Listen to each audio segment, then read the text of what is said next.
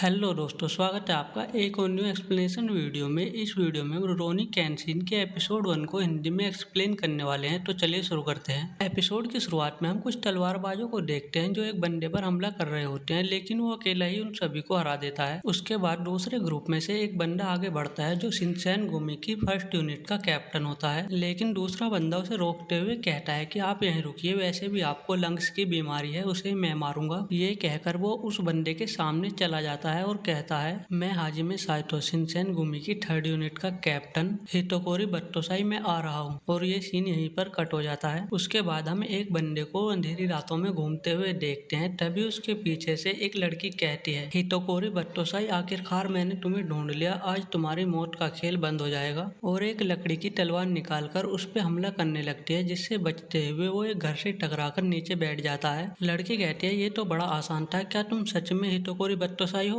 लड़का कहता है, हितोकोरी बत्तोसाई, मैं तो एक रोरोनी हूँ, एक स्वॉर्ड्समैन जो एक ऐसी जर्नी पर निकला है जिसकी कोई मंजिल नहीं है। लड़की कहती है, तुम एक स्वॉर्ड्समैन हो सकते हो, लेकिन तुम्हें इस टाउन में एक स्वॉर्ड रखने की इजाजत नहीं है। और उसकी तलवार निकाल कर देखते हुए कहती है कि ना तो इस पर कोई खरोच है और ना ही इस पर कोई खून की महक है, ये तो बिल्कुल नई जैसी है। रोरोनी कहता है कि क्या तुम्हें लगता है कि इससे किसी को मारा जा सकता है? लड़की कहती है, नहीं, लेकिन तुम ऐसी बेकार तलवार क्यों रखते हो? और तभी उन्हें पुलिस के सायरन की आवाज आती है और लड़की उसी तरफ चली जाती है। वहाँ हम देखते हैं कि एक बंदा पुलिस वालों को मार रहा है और उन्हीं पुलिस वालों में से एक कहता है कि इतनी ताकत तो सिर्फ हितोकोरी बत्तोसाई में ही हो सकती है। और तभी हम देखते हैं कि वो लड़की उस बंदे पर हमला कर देती है, लेकिन उस बंदे को कुछ नहीं होता, बल्कि उस लड़की के हाथ में ही तलवार लग जाती है। इसी का फायदा उठाते हुए वो बंदा उस लड़की पर हमला कर देता है, लेकिन रोरोनी उसे बचा लेता है। जिसके बाद वहाँ और पुलिस वाले आने लगते हैं और वो बंदा वहाँ से भागने लगता है। भागते हुए वो कहता है कि कामिया कासिन रियो का हिमुरा बत्तोसाई, लोग मुझे हितोकोरी बत्तोसाई के नाम से जानते हैं। इधर रोरोनी उस लड़की को अपने कंधे पर उठा लेता है और कहता है कि इस हालत में उसका पीछा करना बेकार है। लड़की कहती है, मुझे जाना ही होगा, वो हमारे नाम से लोगों को मार रहा है, कामिया कासिन हमारा स्वॉर्ड स्टाइल है, मुझे उसे पकड़ना ही होगा। रोरोनी कहता है, तुम उसे अभी नहीं पकड़ सकती और यहाँ और पुलिस वाले भी आ रहे हैं और वो हमें यहाँ देखकर हम पर ही शक करेंगे। फिर वो उस लड़की को लेकर एक डोजो में चला जाता है जहाँ उनके स्वॉर्ड स्टाइल के बारे में लिखा हुआ था। वहाँ वो लड़की बताती है कि हमारा स्वॉर्ड स्टाइल ज्यादा फेमस नहीं था, लेकिन हमारे पास 10 स्टूडेंट थे, लेकिन 2 महीने पहले वो बंदा लोगों को मारने लगा और सभी स्टूडेंट बत्तोसाई के डर से भाग गए। अब कोई भी टाउन वाला हमारे डोजो में नहीं आना चाहता। आज के मेजी एरा में भी लोग बत्तोसाई से डरते हैं, पर वो खुद को कामिया कासिन रियो का क्यों बताता है? क्या वो सच में हितोकोरी बत्तोसाई है? लेकिन कुछ भी हो, मुझे जल्द से जल्द उसके डर को खत्म करना होगा। रोरोनी कहता है, तुम्हें अब रात को घूमना बंद कर देना चाहिए, क्योंकि तुम अब जख्मी हो और ये मानना कि दूसरा इंसान तुमसे ज्यादा ताकतवर है, ये एक स्वॉर्ड्समैन होने का हिस्सा है। वैसे भी एक स्वॉर्ड स्टाइल जान से ज्यादा जरूरी नहीं है। फिर वो लड़की जिसका नाम कावरू है वो कहती है, ये स्वॉर्ड स्टाइल मेरे डैड ने बनाया था मेजी एरा में, बाकुमात्सु एरा की जंग में सरवाइव करने के बाद उन्होंने अपने 10 साल इसमें लगा दिए। लेकिन उसके बाद एक आदमी आता है जो अपने आप को हितोकोरी बत्तोसाई बताता है और मेरे डैड के नाम और उनके स्वॉर्ड स्टाइल को बदनाम करना शुरू कर देता है। पर तुम तो एक रोरोनी हो, तुम ये सब नहीं समझ पाओगे। उसके बाद रोरोनी कहता है कि जो भी हो, तुम्हें अपने जख्मी हाथ के साथ बाहर नहीं घूमना चाहिए और वैसे भी तुम्हारे डैड ये नहीं चाहेंगे कि उनके स्वॉर्ड स्टाइल के लिए उनकी बेटी अपनी जान दे दे। ये कहकर वो वहाँ से चला जाता है। उसके बाद उस लड़की के पास बैठा हुआ बुढ़ा कहता है कि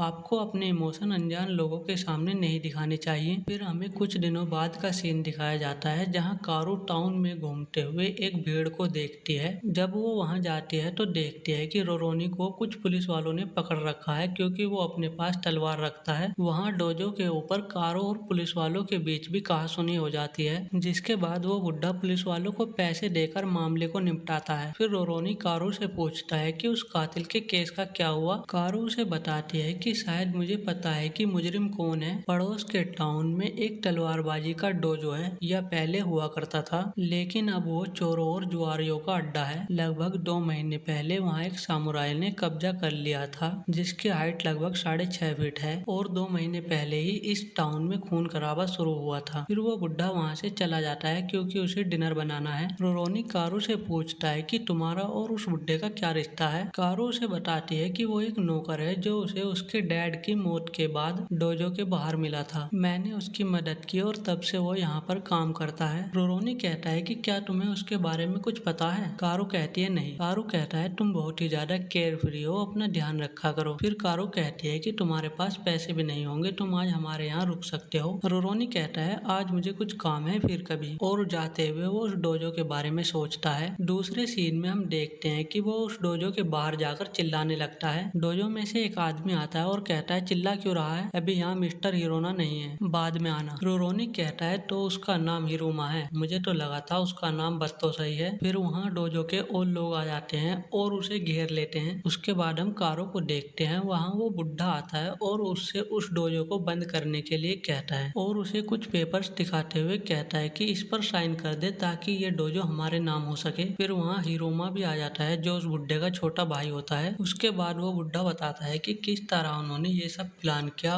और बत्तोसई का नाम यूज करने से उन्हें फायदा भी मिला। फिर कारू अपनी तलवार से उन पर हमला कर देती है, लेकिन हिरोमा उसे एक हाथ से ही रोक लेता है और उसका अंगूठा काट कर पेपर पर लगा लेता है। फिर वहाँ उस डोजो के कुछ लोग आ जाते हैं और उनके पीछे होता है रोरोनी जिसने उन्हें पहले ही हरा दिया है। वहाँ वो तलवारबाजी के बारे में कुछ बता रहा होता है जिससे हिरोमा पगला जाता है और कहता है भाई क्या मैं पहले इसे मार सकता हूँ। उसके बाद कुछ बंदे रोरोनी से लड़ने के लिए आ जाते हैं और उस पर हमला कर देते हैं, लेकिन वो सभी को एक ही बार में हरा देता है। ये देखकर वहाँ खड़े सभी लोग चौंक जाते हैं कि उसने इतनी स्पीड से 4-5 लोगों को हरा दिया, उसकी स्पीड बहुत ही खतरनाक है। फिर रोरोनी उन सभी को हराने के बाद बताता है कि हितोकोरी बत्तोसाई का स्वॉर्ड स्टाइल कामिया काशिन रियो नहीं है, ये सेनगोकू एरा के वक्त की एक प्राचीन स्वॉर्ड आर्ट है। इस स्टाइल का नाम हितेन मित्सुरुगी रियो है। ये एक साथ कई लोगों से लड़ने के लिए बनी है और अगर मेरे पास ये तलवार नहीं होती तो तुम लोग मर भी सकते थे। ये सब बातें हिरोमा को इंटरेस्टिंग लगती हैं और वो रोरोनी से लड़ने को तैयार हो जाता है और उस पर हमला कर देता है, लेकिन रोरोनी अपनी स्पीड के साथ वहाँ से गायब हो जाता है और हिरोमा के सर के ऊपर वार करता है जिससे उसका सर जमीन में धंस जाता है। उसके बाद मास्टरमाइंड बुड्ढे की हालत खराब हो जाती है और वो पैंट में ही कर देता है। फिर रोरोनी उससे पेपर लेकर फाड़ देता है और कारू से कहता है कि मेरा तुमसे सच छिपाने का कोई इरादा नहीं था, मैं बस इस बारे में बात नहीं करना चाहता था, और वहाँ से जाने लगता है। कारू उससे कहती है कि क्या तुम चाहते हो कि मैं अकेले ही इस स्वॉर्ड स्टाइल को और इस डोजो को दोबारा से शुरू करूं? तुम मेरी थोड़ी मदद तो कर ही सकते हो, मुझे लोगों के पास्ट की परवाह नहीं है। फिर रोरोनी कहता है कि तुम्हारे पास यही मौका है अपने नाम को ठीक करने का और वहाँ से जाने लगता है। कारू उससे कहते हैं कि तुम मुझे अपना असली नाम तो बता ही सकते हो, या तुम मुझे अपना नाम भी नहीं बताना चाहते। फिर वो बताता है कि मेरा नाम केंशिन हिमोरा है और मैं सफर करके बहुत ज्यादा थक चुका हूँ, तो मैं कुछ वक्त के लिए यहाँ रुक सकता हूँ। ये सुनकर कारू मुस्कुराती है और इसी के साथ ये एपिसोड खत्म हो जाता है। तो आप सब बताइए कि आपको ये एपिसोड कैसा लगा और क्या मैं इस एनिमे को आगे भी कंटिन्यू करूँ या नहीं।